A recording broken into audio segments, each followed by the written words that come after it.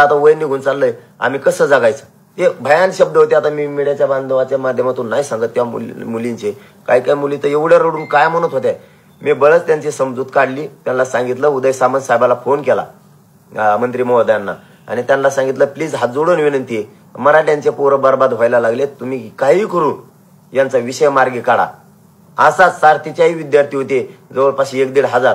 पाठीमागच्या महिन्यात ह्या पाठीमागच्या अधिवेशनात उदय सामंत साहेबांना त्यांना सांगून, शंभूराजे देसाई साहेबांना सांगून मुख्यमंत्र्यांशी त्यांची बैठक करून त्यांचाही आता प्रश्न निकाली ते काढायला लागलेत.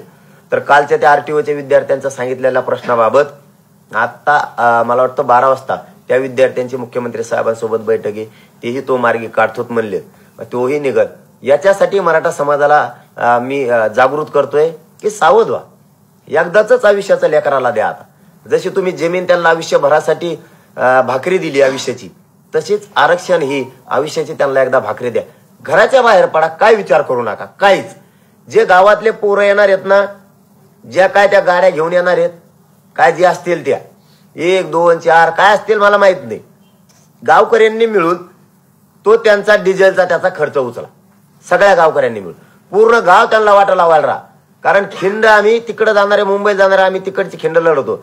राहिलेल्यांनी गावाकडे राहिलेल्यांनी इकडे खिंड लढायची, असं काहीच नाही की इकडे काय नाही, इकडे तुम्ही खिंड लढवायची, साथ द्यायची आम्हाला. गावात वर्गणी करा, जो खर्च येतो तो काढा, किती गाड्याचा खर्च आहे तो डिझेलला त्यांना खर्च द्या. जर तिकडं धान्य संपलं तर मागून ट्रकने घेऊन पुन्हा या, त्यांना धान्य द्या, गावकरी वापस या. हे काम सगळ्यांनी वाटून घ्या, कारण हे करावं लागतंय.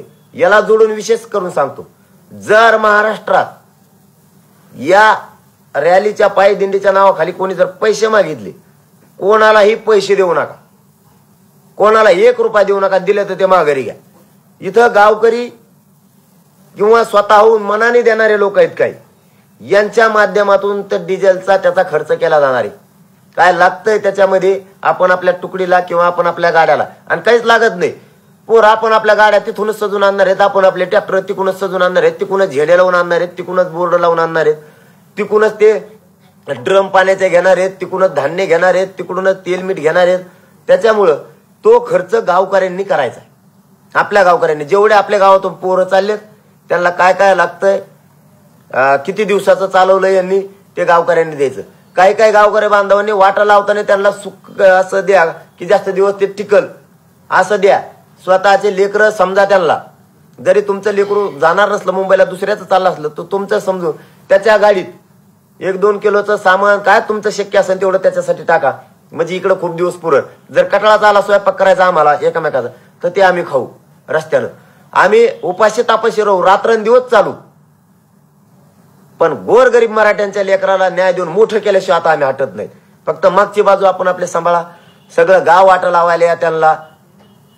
आपले पारंपरिक खेळ आहेत, वाद्य आहेत, तेही सोबत घ्या. आपल्याला करमन म्हणून हलक्या संघ घ्या, लय जिमी संघ घ्या, वाटाने कबड्डी, आनंदात जायचं आणि आनंदात आरक्षण घेऊन यायचं. मजाच जायचं. असं वाटलं नाही पाहिजे की ही दिंडीत लय दमलो, किती चाललो कळालं सुद्धा नाही पाहिजे. संरक्षण करा, रक्षण करा. एवढ्या वेळेस आपल्या जातीच्या लेकराला मोठं करायसाठी बाहेर पडा. मी तळतळीनं सांगतोय, अशी संधी जर गेली ना पुन्हा येणार नाही. आणि मराठ्यात उत्साह आहे दादा. आता सध्या 54 लाख नोंदी मिळाल्यामुळं मराठ्यांना वाटतंय, कोण म्हणतं आरक्षण मिळत नाही. इथून माग फक्त वाटत होतं आपण लढतोय, पण आता काही ना काहीतरी पदरात पडलं, म्हणजे 2 कोटी लोकांना आरक्षण मिळालं आतापर्यंत. त्यामुळे मराठ्यात उत्साह आहे. मराठ्यात तुटून बाहेर पडते. सगळे बाहेर पडा.